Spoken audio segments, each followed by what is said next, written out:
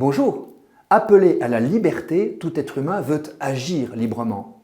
Mais avons-nous conscience que trop de nos actions restent dictées par notre inconscient?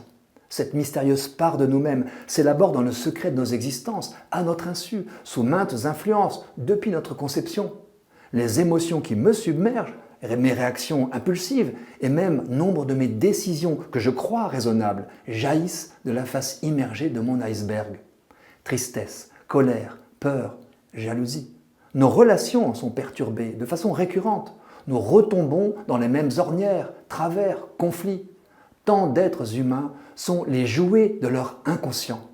Les dysfonctionnements évidents des autres nous sautent aux yeux, comme autant de paille voilant leur regard. Il faudrait souvent dire « pardonne-leur, ils ne savent pas ce qu'ils font ». Je dois aussi reconnaître que téléguidé par les injonctions de mon inconscient, j'ai des poutres dans les yeux qui m'aveuglent. Peut-on se satisfaire d'une illusion de liberté? Précisons que l'inconscient n'est pas une bête immonde, c'est un continent caché, plein de ressources. Il ne cesse de nous alimenter au long de notre vie, mais peut aussi nous empoisonner. Certes, l'être humain est bien fait, de même que nos corps ne cessent de s'auto-réparer naturellement, l'inconscient travaille à guérir ses blessures.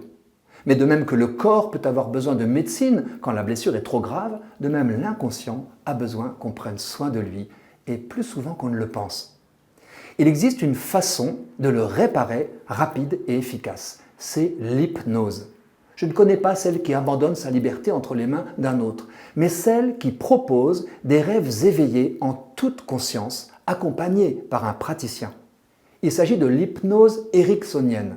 Le praticien n'entend pas contrôler son patient, il l'aide à faire émerger de son monde intérieur les ressources méconnues pour résoudre certains problèmes de fonctionnement, sortir de ses impasses émotionnelles et finalement libérer le meilleur de lui-même.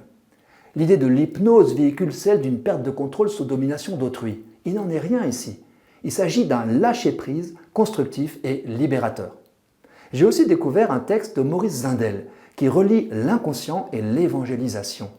Dans ses pages intitulées « Psychanalyse et sacrement », le théologien note à son tour que nous sommes plus gouvernés par notre inconscient que par la raison, ce qui entrave notre liberté. Pour se libérer des conditionnements qui nous aliènent, il faudrait évangéliser notre inconscient. Pour cela, Zindel souligne l'importance de l'art sacré, des sacrements et de la liturgie avec ses chants et ses symboles comme l'eau et le feu. Ces éléments touchent l'âme de façon supra-rationnelle, avec l'aide de la grâce divine, à condition de ne pas trop appauvrir ni rationaliser la liturgie. Je transposerai cette remarque aux démarches dites paraliturgiques, arrivées avec la nouvelle évangélisation. Ces façons d'incarner notre foi par des démarches symboliques impliquant le corps s'avèrent consolatrices, source de guérison et de libération. Qu'il soit possible de prendre soin de nos profondeurs pour plus de liberté relationnelle et spirituelle est une bonne nouvelle.